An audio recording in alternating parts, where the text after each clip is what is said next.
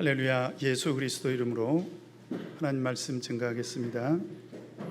먼저 하나님 말씀 마가복음 5장 1절에서 20절 말씀 찾겠습니다. 마가복음 5장 1절에서 20절 말씀 제가 읽겠습니다.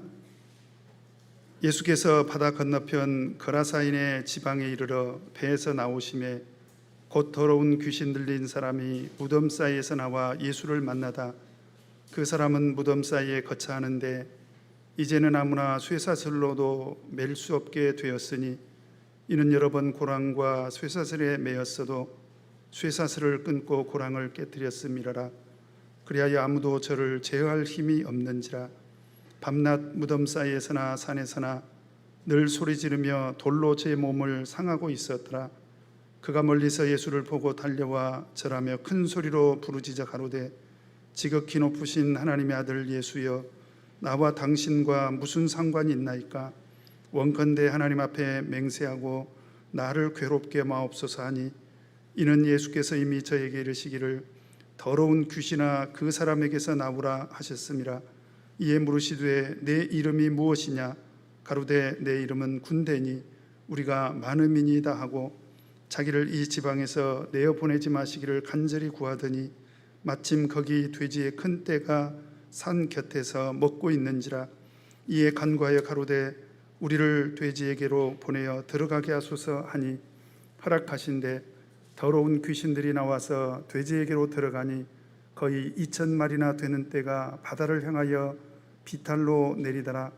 바다에서 몰사하거늘 치던 자들이 도망하여 읍내와 촌에 고하니 사람들이 그 어떻게 된 것을 보러 와서 예수께 이르러 그 귀신 들렸던 자 곧 군대에 집혔던 자가 옷을 입고 정신이 온전하여 앉은 것을 보고 두려워하더라. 이에 귀신 들렸던 자의 당한 것과 돼지의 일을 본 자들이 저희에게 고하매 저희가 예수께 그 지경에서 떠나시기를 간구하더라. 예수께서 배에 오르실 때에 귀신 들렸던 사람이 함께 있기를 간구하였으나 허락지 아니하시고 저희에게 이르시되 집으로 돌아가 주께서 내게 어떻게 큰 일을 행하사 너를 불쌍히 여기신 것을 내 친속에게 고하라 하신대, 그가 가서 예수께서 자기에게 어떻게 큰 일을 행하신 것을 데가볼리에 전파하니 모든 사람이 기이히 여기더라. 아멘.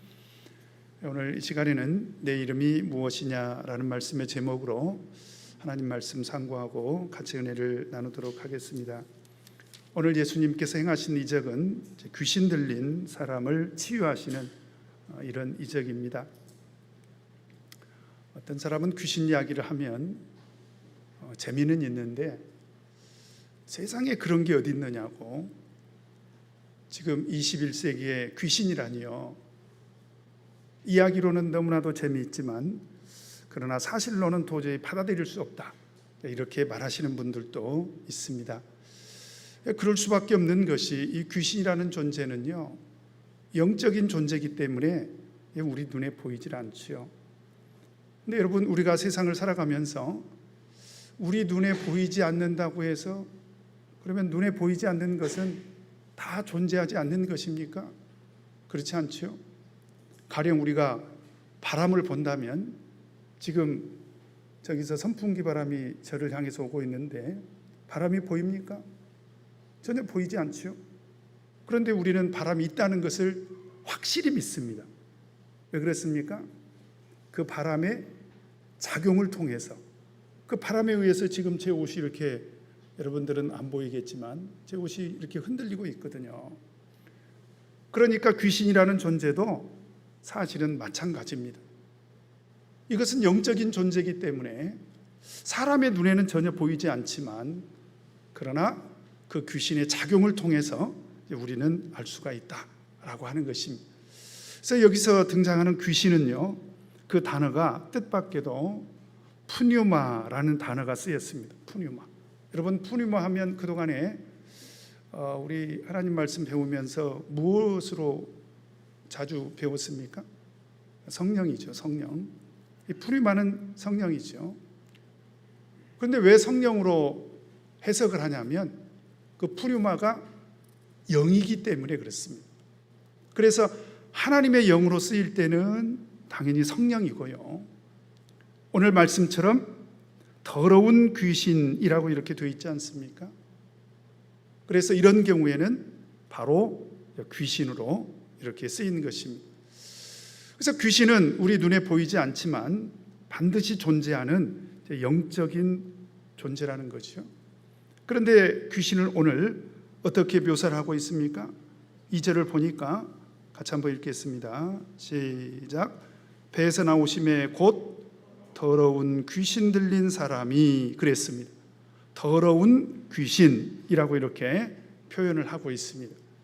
여기서 더러운이라는 말은 헬라어로 어떤 뜻이 더 정확하냐면 부정한, 그런 뜻이 더 정확합니다. 부정한 또는 불결한. 그래서 귀신의 영적인 상태를 지금 표현하고 있는 말인데요. 가령 계시록 18장 2절에 보면 힘센 음성으로 외쳐가로되 무너졌도다 무너졌도다 큰 성 바벨론이여 귀신의 처소와 각종 더러운 영에 모이는 곳과, 여기서 더러운 영이라고 되어 있지 않습니까? 이게 마가복음 5장 2장에 등장하는 더러운 귀신과 헬라어 원어가 똑같습니다. 그러니까 더러운 영이라는 거죠. 그 다음에 계시록 16장 13절에 보면 또 내가 보매 개구리 같은 새 더러운 영이, 여기서도 더러운 영이라고 이렇게 말하고 있지 않습니까? 다시 말하면 매우 부정하고 불결한 그런 악한 영의 존재를 말하고 있는 것입니다. 그런데 그 뒤에 이제 사람이라는 거예요. 그런 더러운 귀신 들린 사람이라는 것입니다. 그러니까 귀신은 우리 눈에 보이지 않습니다. 그런데 그 귀신 들린 사람을 통해서 영적으로 매우 부정한 그런 영에 사로잡힌 사람인 것을 우리가 알 수가 있다라고 하는 것입니다. 그러면 귀신 들린 사람을 우리가 어떻게 알 수가 있을까요? 자, 어쩌면 이것이 더러운 귀신 들린 그 사람의 감별법이라고 이렇게 말씀드릴 수도 있는데요. 첫 번째를 보면 2절 한 번 더 읽겠습니다. 시작. 배에서 나오심에 곧 더러운 귀신 들린 사람이 무덤 사이에서 나와 예수를 만나다. 이 사람이 지금 어디에서 등장합니까? 무덤 사이에서 등장하고요. 그리고 3절에 보면 같이 한번 읽겠습니다. 시작. 그 사람은 무덤 사이에 거처하는데, 이 사람의 처소가 어디입니까? 무덤 사이에서 거처하더라는 거예요. 여러분, 무덤은 어떤 곳입니까? 죽은 자들의 처소지 않습니까? 거기는 시체들이 묻혀 있는 그런 곳이죠. 여러분, 정상적인 사람이라면 그런 곳에 자기 처소를 만들어서 그런 곳에 사는 사람이 어디 있습니까? 그런데 귀신 들린 사람의 첫 번째 특징은 뭐냐면 생명이 없는 곳, 죽은 자들의 처소를 좋아하더라는 거예요. 그래서 무덤 사이에 이 사람이 거처를 하고 있고요. 그 다음에 4절을 보면 3절 4절 한 번 더 읽겠습니다. 시작. 그 사람은 무덤 사이에 거처하는데 이제는 아무나 쇠사슬로도 맬 수 없게 되었으니 이는 여러 번 고랑과 쇠사슬에 매였어도 쇠사슬을 끊고 고랑을 깨뜨렸음이라. 그리하여 아무도 저를 제어할 힘이 없느니라. 어떤 것으로도 통제불능한 그런 상태가 됐다는 거예요. 제가 이렇게 신앙생활하면서 저도 이런 경우를 많이 경험을 했는데요. 제가 어렸을 때 우리 교회에서 이런 분을 봤어요. 더러운 귀신이 들린 거죠. 그러니까 어떻게 해볼 수가 없는 거예요, 가족들이. 그때는 뭐 지금처럼 이런 정신병자들을 수용하는 이런 시설들도 별로 없었습니다. 그러니까 그 집에서 대책을 세운 것이 뭐냐면 골방에다가 가둬놓고 그것으로도 안전하지 않다고 생각하니까 안타깝게도요, 그 사랑하는 자기 아들인데도 쇠사슬로 묶어놨더라고요. 쇠사슬로. 그리고 이제 교회로 오시는 거예요, 그분은. 근데 막 예배를 드리고 있는데 막 갑자기 교회가 난리가 났어요. 보니까 그 아들이 그 엄청난 쇠사슬을 끊고 산으로 도망가 버린 거예요. 그래서 이거 어떻게 하면 좋겠습니까? 예배를 드리다 말고 청년들이 동원이 돼가지고 막 산속을 헤매고 돌아다니다가 이제 잡아가지고 왔는데 그 힘이 얼마나 장사인지요. 어떻게 감당해낼 수가 없는 거예요. 또 제가 2006년에는 대만에 가서 연수 중에 또 귀신 들린 그런 아가씨 하나를 이제 그 대만 총에서 만나게 됐는데요. 와, 얼마나 힘이 장사인지. 우리 신학생들이 붙들려고 해도 신학생들이 막 뻥뻥 나가 떨어지는 거예요. 그때 당시에 우리 총회에서 근무하는 최혜선 자매도 같이 그때 신학을 하고 있었는데요. 그래서 아가씨다 보니까 이제 어떻게 해요? 방법이 없죠. 그래서 일단은 1차적으로 혜선 자매가 온몸으로 덮쳐요. 이제 귀신 들려가지고 막 발광을 하니까. 그리고 신학생들이 발 하나씩을 이렇게 붙들고 있는데 발 하나 붙들고 있는데도 발로 뻥 걷어차면 막 신학생들이 뻥뻥 나가 떨어지는 거예요. 도저히 사람의 힘으로는 도저히 통제할 수 없는 그런 상태였더라. 엄청난 거지요. 그 다음에 또 세 번째는 5절에 보면 같이 한번 읽겠습니다. 시작. 밤낮 무덤 사이에서나 산에서나 늘 소리 지르며 돌로 제 몸을 상하고 있었더라. 세 번째, 이 사람의 상태가 어떤 상태냐면 굉장히 광적인 발작을 한다는 거예요. 광적인 발작. 막 큰 소리로. 제가 대만 신학원에서 처음으로 그 상황을 겪었을 때는 외마디, 그런 막 그 여자의 그런 엄청난 그 비명 소리부터 제가 들었습니다. 너무너무 소리가 큰 거예요. 그래가지고 쫓아나가 보니까 막 신학생들이 그 아가씨를 붙들고 있고, 보니까 아가씨는 8층에서 뛰어내리려고 하고 도저히 감당이 안 되는 거예요. 어느 순간에는 굉장히 얌전한 척 있어요. 그래서 주변에 있는 사람들이 안심하고 있으면 순식간에 막 그 신학원이 8층에 있는데 8층에서 막 뛰어내려 버리려고 하고, 그래서 나중에는 어떻게 했냐면 이제 잠잘 때가 문제잖아요. 그래서 신학원장님 사모님이 오셔가지고 일단 그 옆에서 주무시고, 또 굉장히 발작을 하니까 그 방 안에 있는 흉기들은 다 치우고, 그리고 방 입구 좌우에 신학생들이 24시간 보초를 선 거예요.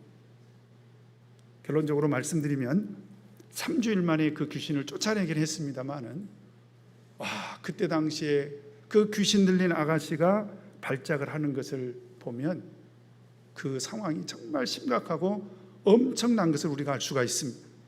그 다음에 네 번째로 5절을 보면 돌로 제 몸을 상하고 있었더라. 이 귀신 들린 사람의 네 번째 특징이 뭐냐면 자해를 한다는 것입니다. 자해. 잠시 후에 제가 간증으로 자세히 말씀드리겠습니다만은, 제가 목회하던 교회에서 실제로 그런 일이 일어난 거예요. 어떤 청년이 기도를 하는 중에, 여러분 기도를 하는 중에도 하나님 앞에 올바른 기도를 하지 않으면 귀신이 틈을 노리고 들어옵니다. 그래가지고 이 청년이 기도를 하다가 귀신이 들려가지고 기도를 하면서 막 주먹으로 자기 얼굴을 막 계속 쳐가지고 나중에는 완전히 피투성이가 될 때까지 자기 얼굴을 때리더라는 거예요. 이와 같이 귀신 들린 사람은 자기 스스로를 괴롭히고 자해를 하더라는 거예요. 자해를 하더라. 그래서 이렇게 된 것은 바로 더러운 귀신의 지배를 받기 때문에 이런 작용으로 나타나더라 라고 하는 것입니다. 자, 그런데 그런 귀신 들린 사람이 예수님을 만나게 되죠. 예수님을 만나고 어떤 반응을 보입니까? 6절 7절 같이 읽겠습니다. 시작. 그가 멀리서 예수를 보고 달려와 절하며 큰 소리로 부르짖어 가로되 지극히 높으신 하나님의 아들 예수여, 나와 당신과 무슨 상관이 있나이까? 원컨대 하나님 앞에 맹세하고 나를 괴롭게 마옵소서 하니. 뜻밖에도요, 이 귀신이 예수님을 알아봅니다. 어떻게 알았을까요? 이게 영의 작용이라는 거예요. 그러니까 단번에 예수님을 알아본 거지요. 야고보서 2장 19절에 보면 내가 하나님은 한 분이신 줄을 믿느냐 잘 아는도다 귀신들도 믿고 떠느니라. 귀신들도 하나님은 한 분이신 줄을 안다는 거예요. 제가 2006년도 그 아가씨, 귀신 들린 아가씨, 귀신이 들려가지고 이제 우리 부산에서 목회하는 우리 장흥진 목사님, 그리고 제가 이제 쫓아갔지 않습니까? 거기는 대만 신학생들도 있고 대만 목자님들도 있고 그러는데 이게 웬일입니까? 우리가 한국에서 온 목자인 것을 알더라고요. 그 귀신이 알려준 거지. 소름이 돋더라고요. 우리가 한국에서 온 목자인 걸 알아요. 정말 기가 막힌 일이죠. 그래서 귀신들도 영적인 존재들이기 때문에 예수님을 보자마자 알아본 것입니다. 그리고 이들이 쫓아온 거예요. 예수님 앞에. 오늘 보면 6절에 보니까 그가 멀리서 예수를 보고 달려와 절하며 엎드려서 절하기까지 합니다. 그러면 이 귀신 들린 사람이 예수님 앞에 나온 것은 예수님을 믿기 위해서 온 것일까요? 예수님께 엎드려 경배하기 위해서 온 것일까요? 그건 아니고요. 여러분, 이걸 우리가 아셔야 됩니다. 정확하게 하나님의 존재를 안다고 해서 그걸 우리가 믿음이라고 말할 수는 없어요. 그러니까 이 귀신들도 하나님을 알아요. 예수님이 메시아로 오신 것 압니다. 그리고 와서 엎드려서 절까지 했어요. 그렇다고 해서 우리는 그것을 믿음이라고 말할 수 있느냐? 그리고 이 귀신 들린 사람이 지금 예수님을 경배하고 있다고 이렇게 인정할 수 있느냐? 그건 아니고요. 이들이, 이 귀신 들린 사람이 예수님을 찾아온 목적이 있죠. 사실은 두려워서 찾아온 것입니다. 그래서 7절에 보니까 큰 소리로 부르짖어 가로되 지극히 높으신 하나님의 아들 예수여, 나와 당신과 무슨 상관이 있나이까? 원컨대 하나님 앞에 맹세하고 나를 괴롭게 하지 말아 달라는 거예요. 그러니까 엎드려서 절한 것도 사실은 그 예수님의 권능을 두려워해서 절망을 느끼고 사실상 그 권능 앞에 굴복한 것입니다. 그래서 우리가 병행구절인 누가복음 8장 31절을 보면 이 상황에서 이 귀신 들린 사람이 뭐라고 호소를 하냐면 나를 무저갱으로 들어가라 하지 마시기를 간구하더니, 여러분 무저갱이 어디입니까? 나중에 이제 사단과 귀신들이, 거짓 선지자가 이제 심판받을 그런 곳 아닙니까? 갇혀 있는 곳. 근데 무저갱으로 들어가라 하지 마시기를 간구하더니, 그러니까 바로 예수님을 통해서 그런 심판의 위협을 받게 된 거지요. 너무 두려워서 예수님께 쫓아와 가지고 나를 쫓아보내지 말아 달라는 거지요. 왜요? 예수님께서는 이 귀신을 지금 쫓아낼 수 있는 그런 권능이 있기 때문에. 자, 그래서 결국은 예수님께서 어떻게 하십니까? 8절 9절 같이 읽겠습니다. 시작. 이는 예수께서 이미 저에게 이르시기를 더러운 귀신아 그 사람에게서 나오라 하셨습니다. 이에 물으시되 내 이름이 무엇이냐?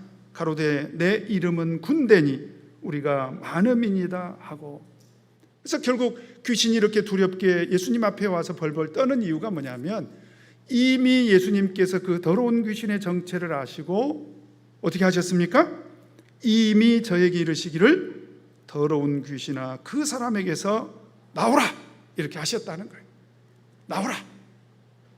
그러면서 동시에 예수님께서 그 더러운 귀신을 향해서 뭐라고 물으십니까? 내 이름이 무엇이냐? 귀신도 이름이 있나? 개똥이, 소똥이, 말똥이 이렇게 이름이 있나? 그건 아니고요. 사실은 이 더러운 귀신의 정체를 드러내려고 하신 말씀이지요. 귀신에게 어떤 이름이 있어서가 아니라. 그런데 사실 지금 예수님은 8절에 더러운 귀신아 그 사람에게서 나오라, 이미 예수님은 그 귀신의 정체를 알고 계셨지 않습니까? 근데 왜 내 이름이 무엇이냐? 자, 이렇게 질문하셨을까요? 자, 그 질문에 대한 답을 보면 그 질문을 하신 이유를 우리가 알 수가 있습니다. 9절을 보면 한번 더 읽겠습니다. 시작. 이에 물으시되 내 이름이 무엇이냐 가로되 내 이름은 군대니 우리가 많음이니이다 하고 충격적인 사실을 드러냅니다. 예수님께서 내 이름이 무엇이냐? 자, 이렇게 질문을 하시니까 이 귀신이 어떻게 숨을 수가 없죠. 예수님은 전능하신 하나님이시지 않습니까? 어떻게 그 앞에서 어떤 사실을 감출 수가 있겠습니까? 그러니까 어쩔 수 없이 자기 정체를 드러내는데 그 정체가 아주 충격적이라는 사실입니다. 이 귀신이 어떤 귀신입니까? 달걀 귀신이요? 처녀 귀신이요? 그게 아니라 여기서 보니까 군대 귀신이라, 군대. 근데 원어를 보면 이 군대라는 단어가 레게온이라는 단어가 쓰였는데 그때 당시에 레게온이라고 하는 단위는 로마 군대의 군단을 나타내는 그런 단위입니다. 그래서 한 군단은 규모가 어느 정도냐면 보병으로는 6,000명, 엄청나죠? 그 다음에 기병, 말 타는 기병으로는 120명을 한 군단이라고 했다고 하죠. 그러니까 귀신 들린 사람이 그 스스로도 뭐라고 얘기를 하냐면 내 이름은 군대니 우리가 뭐라고 이야기를 하고 있습니까? 많다는 거예요. 많다. 많은 귀신이 있다는 거예요. 여러분, 많은 귀신이 있습니다. 실제로 마태복음 12장 45절에도 보면 이에 가서 저보다 더 악한 귀신 7을 데리고 들어가서 거하니 그 사람의 나중 형편이 전보다 더욱 심하게 되느니라. 이 악한 세대가 또한 이렇게 되리라. 예수님이 하신 말씀이에요. 7 귀신이 있다는 거죠. 또 마가복음 16장 9절에 보면 예수께서 안식 후 첫날 이른 아침에 살아나신 후 전에 7 귀신을 쫓아내어 주신 막달라 마리아에게 먼저 보이신, 여기서도 7 귀신이 등장하지 않습니까? 귀신은 많은 수로도 존재한다라고 하는 거죠. 그런데 여러분, 7 귀신으로도 어마어마한 영향력이 있는데 지금 이 군대 귀신은 어느 정도 수를 의미한다고요? 6,000명이라고 하는 엄청난 수로 존재하는 이제 그런 귀신이라는 것입니다. 그래서 예수님께서 사실은 내 이름이 무엇이냐고 물으신 거예요. 왜냐하면 이미 귀신인 건 알지만 똑같은 귀신이 아니라 이 귀신은 6,000명이나 되는 엄청난 수의 엄청난 영향력을 가지고 있는 그런 귀신이라는 거죠. 그래서 이 귀신의 정체를 드러내시고, 그리고 이 귀신의 정체를 드러내시고 난 후에는 이 귀신을 맘먹고 쫓아내시려고 예수님은 그 귀신의 정체를 드러내신 거죠. 그러니까 내 정체를 밝히렸다, 이렇게 예수님께서 하신 말씀이라고 저는 이렇게 여겨집니다. 쫓아내시려고 한 거죠. 자, 그러자 귀신이 어떤 반응을 보입니까? 10절 같이 읽겠습니다. 시작. 자기를 이 지방에서 내어보내지 마시기를 간절히 구하더니, 뜻밖에도 이 귀신이 어떤 반응을 보이냐면 이 지방에서 나를 제발 좀 내어보내지 말아달라는 거예요. 여러분 처음 아셨죠? 귀신도요 살고 싶은 동네가 있어요. 귀신들이 살기 좋은 곳이 있다는 것입니다. 이거 틀림없는 사실입니다. 여러분 이거 꼭 기억하시길 바랍니다. 귀신이 머물고 싶은 곳이 있고 귀신이 머물기에 좋은 곳이 있다는 거예요. 그래서 마태복음 12장 43절에서 45절을 보면 더러운 귀신이 사람에게서 나갔을 때에, 더러운 귀신이 나갔지 않습니까? 그런데 물 없는 곳으로 다니며 쉬기를 구하되 얻지 못하고 이에 가로되 내가 나온 집으로 돌아가리라 하고 와 보니 그 집이 비고 소재되고 술이 되었거늘, 45절에 보니까 이에 가서 저보다 더 악한 귀신 7을 데리고 들어가서 거하니 그 사람의 나중 형편이 전보다 더욱 심하게 되느니라. 이 악한 세대가 또한 이렇게 되리라. 예수님이 비유로 하신 말씀이지만 그 비유로 하신 말씀을 통해서 우리가 알 수 있는 게 뭐냐면 악한 귀신들이 살고 싶은 곳이 있다는 거예요. 악한 귀신들이 살기 좋은 그런 곳이 있다라고 하는 것이요. 그렇게 예수님께 간절히 간청을 하는 바로 그 순간에 귀신 눈에 띄은 것이 있었습니다. 11절을 보면 같이 한번 읽겠습니다. 시작. 마침 거기 돼지의 큰 떼가 산 곁에서 먹고 있는지라. 마침 돼지 떼를 발견하게 돼요. 누가? 귀신이. 그러자 갑자기 이 귀신이 뭐라고 강구를 하냐면 12절 같이 읽겠습니다. 시작. 이에 간과에 가로되 우리를 돼지에게로 보내어 들어가게 하소서 하니, 이제 얼마나 다급하면 이 동네는 떠나고 싶지가 않고 이 동네는 내가 머물기에 너무나 좋은 곳인데, 그러니까 떠날 수가 없으니까 갑자기 주변을 둘러보니까 돼지떼들이 있는 거예요. 그러니까 귀신이 이제 다급하니까 그러면 내가 여기서는 나갈 테니까 예수님 우리를 돼지떼로 들어가게 해달라고 이렇게 간청을 합니다. 자, 그런 간청을 들으시고 예수님께서 어떻게 하십니까? 13절 같이 읽겠습니다. 시작. 허락하신데 더러운 귀신들이 나와서 돼지에게로 들어가니 거의 몇 마리나, 여러분 2,000마리나 되는 돼지떼 혹시 보신 적 있으세요? 예.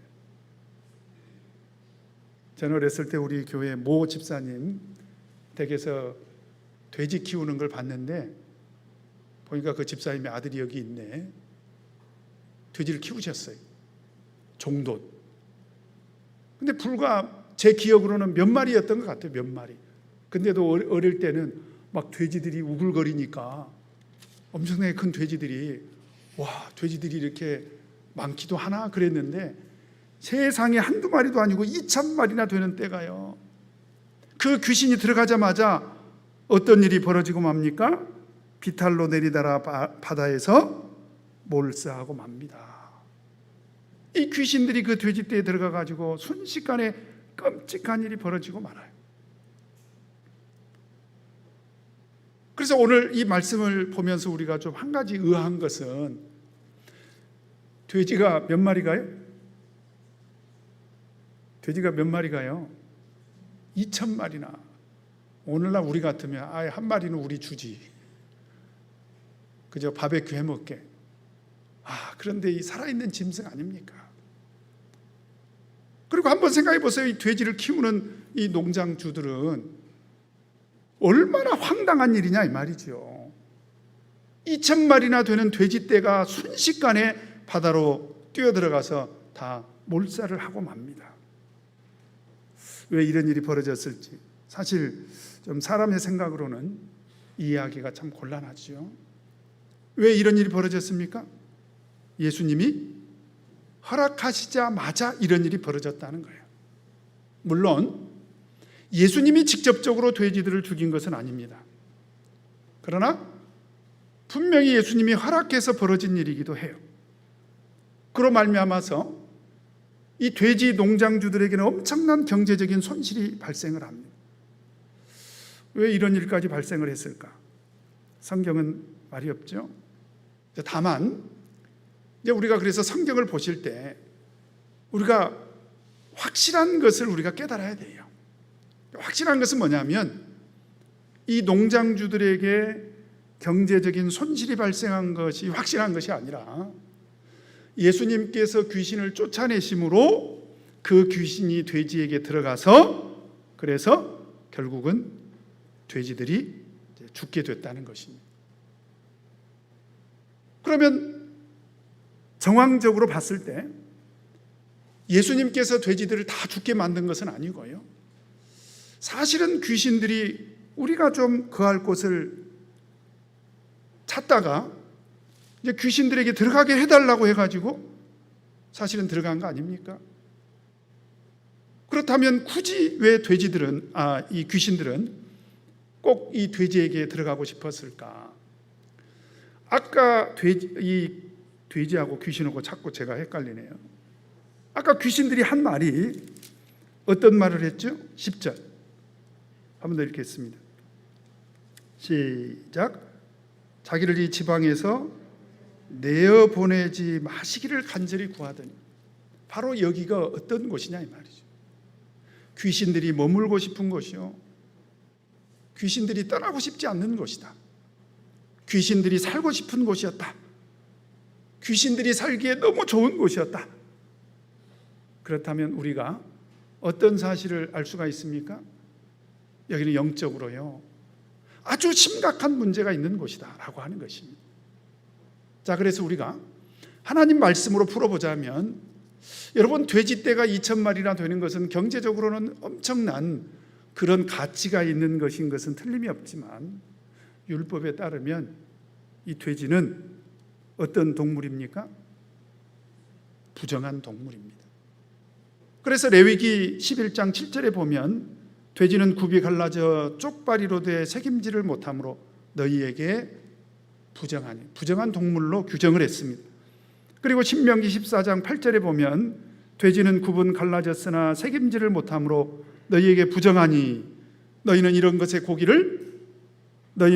고기를 먹지 말 것이며 그 시체도 만지지 말 것이니라. 왜요?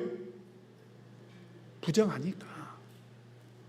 그런데 지금 이 동네는 공공연하게 돼지를 키우고 있다는 거예요. 그것도 때로 2,000마리나 되는 엄청난 규모로 그렇게 돼지를 키우고 있더라라고 하는 것입니다. 글쎄, 여기서 우리가 두 가지를 추측할 수가 있는데요, 도대체 누가 공공연하게 이렇게 율법에 이렇게 부정한 동물로 규정한 돼지를 키우고 있었을까? 아마도 이방인이었을 것이다. 그럴 가능성이 있죠. 이방인들은 상관없으니까. 그런데 어떤 성경학자들에 따르면 아마도 경건치 못한 유대인들이었을 수도 있다. 왜 그렇습니까? 자기들이 분명한 것은 자기들이 먹으려고 하진 않았겠죠. 다만 이거라도 해야 먹고 살 수 있으니까. 그러니까 경건치 못한 유대인들이 돼지를 키웠을 수도 있다라고 하는 것입니다. 어쨌든 그런 상황을 놓고 본다면 예수님께서 그 귀신들이 돼지떼에 들어가게 해달라고 요청을 했지만 예수님도 굉장히 좀 의도적으로 그 귀신들을 돼지떼에게 들어가게 하셨을까? 그건 아니고요. 우리가 그렇게 이 성경을 해석할 수는 없고, 어쨌든 물질적인 피해가 일어날 것을 예수님도 아셨지만 허락하신 정확한 이유가 있습니다. 그걸 우리가 아셔야 돼요. 자, 첫 번째, 예수님께서 그 귀신을 돼지떼에 들어가게 하신 그 첫 번째 이유는 뭐냐면 귀신을 쫓아내야 되지 않겠습니까? 여러분, 귀신은 그냥 내버려 둬도 됩니까?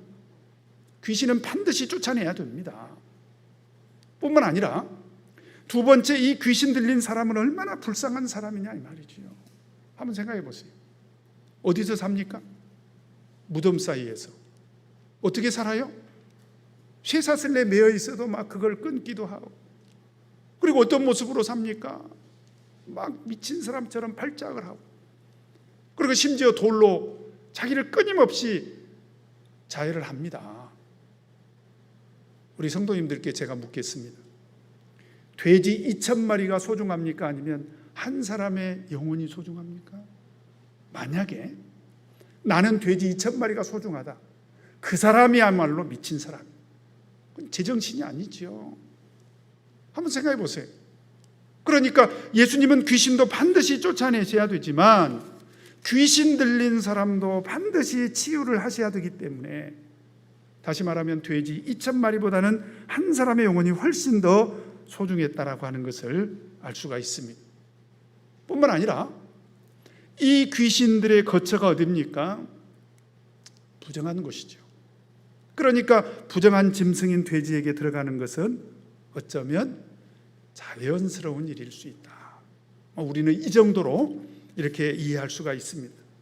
그러니까 물질적인 손해에만 우리가 집착을 하다 보면 하나님 말씀을 제대로 이렇게 해석하기가 어려운 것이다 라고 하는 거죠. 자, 어쨌든 온 동네가 발칵 뒤집혀집니다. 14절에서 17절을 보니까, 자, 동네 사람들의 반응이 어떻습니까?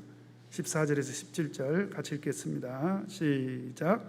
치던 자들이 도망하여 읍내와 촌에 고하니 사람들이 그 어떻게 된 것을 보러 와서 예수께 이르러 그 귀신 들렸던 자 곧 군대 집혔던 자가 옷을 입고 정신이 온전하여 앉은 것을 보고 두려워하더라. 이에 귀신 들렸던 자의 당한 것과 돼지의 일을 본 자들이 저희에게 고하매 저희가 예수께 그 지경에서 떠나시기를 간구하더라. 일단 이런 일이 일어난 걸로 온 동네가 발칵 뒤집힙니다. 그리고 와서 보니까 돼지떼가 죽은 것도 충격적인 일이지만 귀신 들려가지고 무덤 사이에 살면서 막 쇠사슬에 매어가지고 살다가 그걸 막 끊고 발작을 하고 돌로 막 자기 온몸을 막 이렇게 피투성이가 되도록 자해하던 그런 사람이 멀쩡해져 가지고 옷까지 온전히 입고 갖춰 입고 그리고 앉아 있는 거예요. 그러니까 동네 사람들이 반응이 어떻습니까? 보고 두려워하더라. 예수 그리스도를 통해서 하나님의 권능을 발견해 가지고 이 사람들이 경외심을 가져서 그랬을까요? 그건 아니고요. 이 사람들이 이 상황 자체를 보고 사실은 놀란 거예요. 이 상황 자체를 보고 놀란 것입니다. 뿐만 아니라 이들이 예수 그리스도를 통해서 어떤 신적인 권능을 발견하고 예수님을 믿기 위해서 경외심으로 두려워한 것은 확실히 아닌 것이 뭐냐면 이 귀신 들렸던 자가 온전해진 것을 보고 지금 기뻐하고 있습니까? 아니면 하나님께 감사하고 있습니까? 아니면 두려워하고 있습니까? 두려워하고 있다는 거예요. 그 다음에 또 한 가지 이 사람들이 예수 그리스도를 통해서 하나님의 신적인 권능을 발견하고요, 예수님을 믿을 생각이 전혀 없는 것을 우리가 알 수가 있는 것이, 그리고 나서 예수님께 어떤 것을 요구합니까? 17절에 보니까 뭘 요구해요? 저희가 예수께 그 지경에서 떠나시기를 간구하더라. 예수 그리스도를 통해서 이적을 경험했지 않습니까? 정말 애석한 것은요, 그런 신적인 권능을 발견하고 예수 그리스도를 구주로 믿고 영접할 수 있는 결정적인 기회를 이 사람들은 그냥 예수님 보고 이 동네에서 나가시라는 거예요. 떠나시라는 거예요. 왜 그랬을까요? 이 사람들이 이적을 본 게 아니에요. 이 사람들이 사실은 두려운 것이 무엇입니까? 또 이런 일이 일어날까 봐, 또 2,000마리나 되는 돼지떼가 몰살을 당할까 봐. 이 사람들은 경제적인 이익에 눈이 멀어서 물질적인 손해만 마음이 빼앗겨 가지고 예수님을 통해서 얻을 수 있는 그 결정적인 은혜 기회를 놓치고 만 것입니다.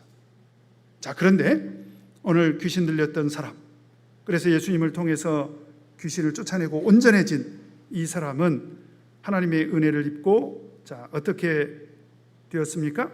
우리 18절에서 20절 같이 읽겠습니다. 시작. 예수께서 배에 오르실 때에 귀신 들렸던 사람이 함께 있기를 간구하였으나 허락지 아니하시고 저에게 이르시되 집으로 돌아가 주께서 내게 어떻게 큰 일을 행하사 너를 불쌍히 여기신 것을 내 친속에게 고하라신대. 그가 가서 예수께서 자기에게 어떻게 큰 일 행하신 것을 데가볼리에 전파하니 모든 사람이 기이 여기더라. 참, 이 사람이 극적으로 예수님을 통해서 귀신 들린, 더러운 귀신 들린 그런 상황에서 치유를 받게 됐지 않습니까? 여러분, 그래서요, 은혜를 입은 사람이 그 은혜가 얼마나 소중한 건지를 알게 됩니다. 그래서 어떻게 보답하겠다고 나섭니까? 예수님을 따르겠다는 거예요. 왜요? 예수님을 통해서 어떤 하나님의 신적인 권능도 발견했을 뿐만 아니라 자기 인생을 완전히 뒤바꿔준 그런 은혜의 주님이지 않습니까? 어떻게 해서든지 아마 예수님을 도우려고, 다시 말하면 예수님을 따라다니면서 봉사하고 헌신하려고 아마 했을 것입니다. 그런데 뜻밖에도 예수님께서는 허락지 않으시죠? 싫어서 그랬을까요? 자, 저는 그렇게 생각하지 않고요, 헌신의 방법이 다를 수 있다는 거예요. 그러니까 예수님을 따라다니면서 봉사하고 헌신할 수 있는 그런 헌신의 길도 있지만, 그러나 오늘 예수님께서 이 사람에게 요구한 헌신은 어떤 헌신입니까? 주께서 너에게 어떻게 큰 일을 행하사 너를 불쌍히 여기신 것을 어떻게 하라는 거예요? 내 친척들에게 가서 고하라. 그것도 헌신이라는 거예요. 그런데 그렇게 함으로 인해서 어떤 일이 벌어졌습니까? 20절 한 번 더 읽겠습니다. 시작. 그가 가서 예수께서 자기에게 어떻게 큰 일을 행하신 것을 데가볼리에 전파하니 모든 사람이 기이 여기더라. 실제로 그런 은혜에 보답하는 삶을 살았죠? 어떻게 살았습니까? 온 마을 사람들에게, 친척들에게 온 동네 다니면서 예수 그리스도의 은혜를 그대로 전했다라고 하는 것입니다. 그래서 우리는 하나님께 은혜 받은 자로서 그 은혜를 온 세상 사람들에게 전하는 삶을 꼭 살아야 되겠습니다. 자, 이것이 오늘 귀신 들린 사람을 치유한 그런 이적을 통해서 예수님께서 우리에게 보여주신 너무나도 큰 은혜죠. 제가 어느 교회에서 목회하는 중에 마침 이제 총회 좀 할 일이 있어서 총회에서 머물고 있는데 뭐 제 기억으로는 거의 12시 다 돼서 전화가 온 것 같아요. 저녁 늦은 시간에 교회에서 전화가 왔어요. 이 저녁 늦은 시간에 전화가 오면 일단 가슴이 철렁 내려앉습니다. 아니나 다를까 막 숨 넘어가게 어떤 집사님으로부터 전화가 왔는데 교회가 난리가 났다는 거예요. 왜요? 그랬더니 어떤 청년이 밤마다 교회 와서 기도를 하는데 그런가 보다 했대요. 그런데 어느 순간부터 이 청년이 그냥 기도만 하는 것이 아니라 자기를 막 자해를 하는데 온 얼굴이 피투성이가 될 때까지 막 자기를 막 이렇게 두들겨 패면서 기도를 한다는 거예요. 요즘 우리 청년들이 늘 교회 와서 기도하는데 꼭 그러지 마시길 바랍니다. 그런데 그렇게 한다는 거예요. 당장 제가 쫓아갈 형편이 안 돼서 그 주변에 있는 성직자님들을 급히 동원을 해가지고 가서 이제 말리고 수습을 해서 이제 보냈습니다만은 어쨌든 이게 수습이 안 되는 거예요. 계속 그런 상황이 있어서 이제 바로 며칠 후에 제가 이제 교회 도착해서 보니까 그 청년을 불렀죠. 벌써 눈빛이요 이상해요. 아, 귀신 들렸구나. 그걸 알 수가 있었습니다. 근데 왜 그런 일이 벌어졌을까? 사실 저는 좀 짐작할 만한 일이 있습니다. 왜냐하면 이 청년이 참 믿음이 좋은 청년인데요. 그래서 믿음 생활을 정말 열심히 할 수 있으면 얼마나 좋겠습니까마는 그 가정의 가정사가 제가 이렇게 말로 설명할 수 없을 정도로 정말 하여튼 너무나 어려운 그런 가정 그 속에 살고 있어요. 아직은 어린 나이인데 그 온 가족을 다 부양해야 될 그 책임이 자기에게 혼자 있는 거예요. 자기 혼자 온 가족을 엄마 또 두 동생 다 부양을 해야 되는 거예요. 정말 사람의 생각으로는 참 미치는 거죠. 자기는 정말 신앙생활만 열심히 하고 싶은데 예를 들면 그래가지고 틈나는 대로 저를 찾아와가지고 눈물바람을 하고 그런데 점점 그렇게 와서 막 고통스러워하는 모습이 점점 강도가 심해지더니 나중에는 원망을 하기 시작하다. 원망을 하기 시작. 왜 하나님께서 나에게만 이런 형편 속에 살게 했는지. 왜냐하면 주변에 보니까 뭐 우리 희준이나 뭐 이런 사람들 보면 그냥 아무 걱정 돈 벌어가면서 공부해. 엄마 아빠가 돈 벌어 갖고 오라고 그래. 그런 거 아니잖아. 왜 저런 청년들은 그냥 안식일 날 와가지고 자기 하고 싶은 거 다 하고 너무나 평안하게 이렇게 자기 돈 쓰고 싶을 때 다 쓰고 그러는데 왜 하나님께서는 나에게 이렇게 무거운 짐을 주셨는가 막 그렇게 생각하니까 그냥 교회 와서 이제 그것이 한이 되고 그것이 막 원망이 되고 그러니까 기도하다가 결국은 그것이 해소가 안 되니까 막 이제 자기를 막 두들겨 패기 시작한 거죠. 제가 그 형편을 누구보다도 잘 알기 때문에 한편으로 불쌍하고 측은한 생각이 들더라고요. 그러나 분명한 것은 지금 이 더러운 영의 지배를 받고 있는 상태이기 때문에 벗어나게 해야 되지 않겠습니까? 그리고 제가 이런 일을 한두 번 겪은 게 아니고 뭐 이거보다 더 훨씬 센 귀신도 만나서 기도로 물리친 적이 있는데요.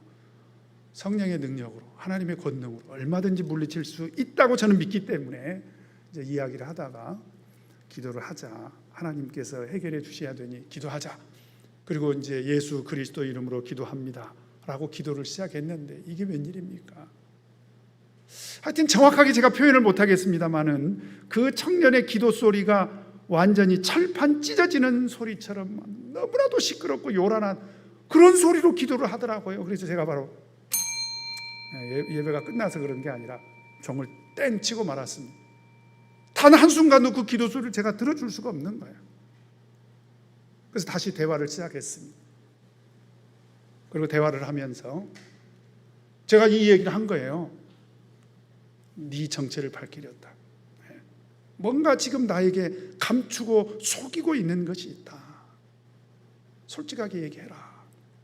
그랬더니 막 고개를 흔들고 막 계속 제가 추궁을 댔습니다. 똑바로 얘기하라고.